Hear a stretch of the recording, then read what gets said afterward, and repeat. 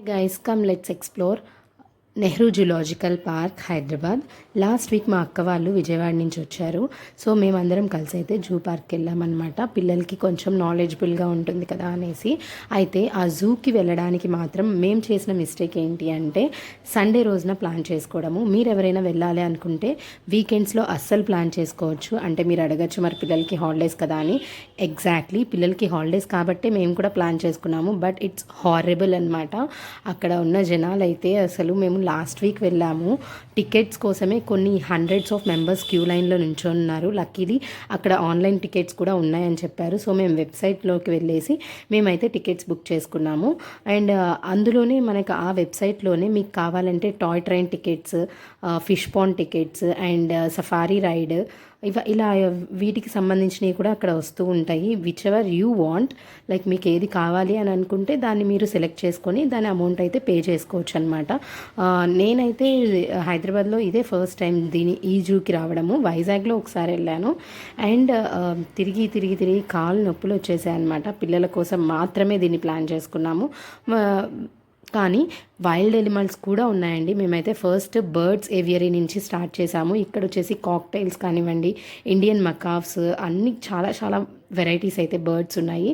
And bear కూడా ఉంది. Bear అయితే ఏదో ట్రైన్డ్ లాగా వెళ్ళి మనకి పోజెస్ కూడా ఇస్తుంది ఫొటోస్కి.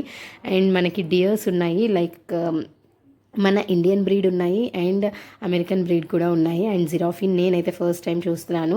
అయితే నాకు నేను రియల్గా చూస్తున్నాను, యానిమేటెడ్ వన్ అన్నట్టుగా ఉందన్నమాట. అండ్ మీరు జూకి వెళ్ళేటప్పుడు మాత్రం ఏ ప్లాస్టిక్ ఐటమ్స్ని కూడా క్యారీ చేయొద్దు. అక్కడ వాళ్ళైతే బయట క్లాక్ రూమ్స్ ఇచ్చారు, అక్కడ మళ్ళీ పెట్టేసి లోపలికి వెళ్ళాలన్నమాట. బెడ్షీట్స్ కూడా తీసుకెళ్ళనివ్వలేదు మమ్మల్ని.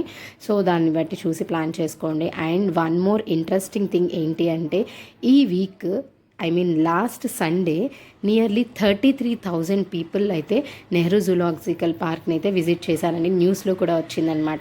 సో దాన్ని బట్టి అర్థం చేసుకోవచ్చు హైదరాబాద్లో హాలిడేస్కి ఎంతమంది వచ్చి ఎన్ని టూరిజం ప్లేసెస్ని అయితే ఎక్స్ప్లోర్ చేస్తున్నారో. రియల్లీ మేమైతే మొన్న అక్క వాళ్ళు వచ్చినప్పుడు మేము చార్మినార్ కూడా వెళ్ళాము. ద సేమ్ క్రౌడ్ అనమాట అక్కడ కూడా.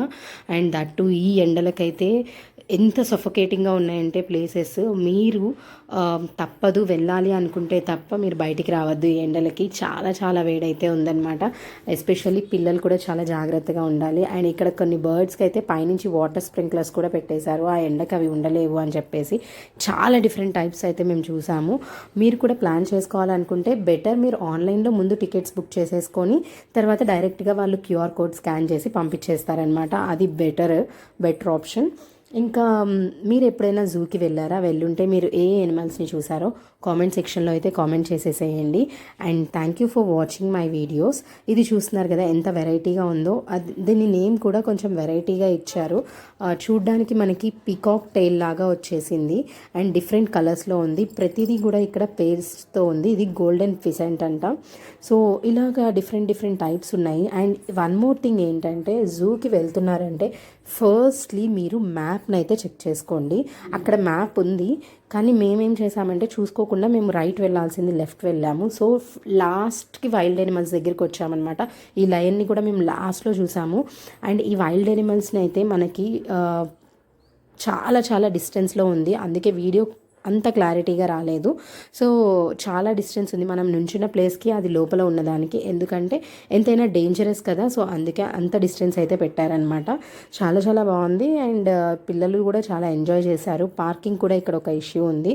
సో మీరు జాగ్రత్తగా చూసుకొని ప్లాన్ చేసుకోండి. మాకు ఆ రోజున జస్ట్ యూటర్న్ తీసుకొని జూలోకి ఎంటర్ కావడానికే మాకు ½ an hour టైం పట్టింది. అంత క్రౌడ్ ఉందన్నమాట. ఇంకా అక్కడి దాకా వచ్చాక వెనక్కి రావడం ఎందుకు అని చెప్పేసి మేమైతే వెళ్ళిపోయాము. సో నా ఛానల్ని ఫస్ట్ టైం చూస్తున్నట్టయితే సబ్స్క్రైబ్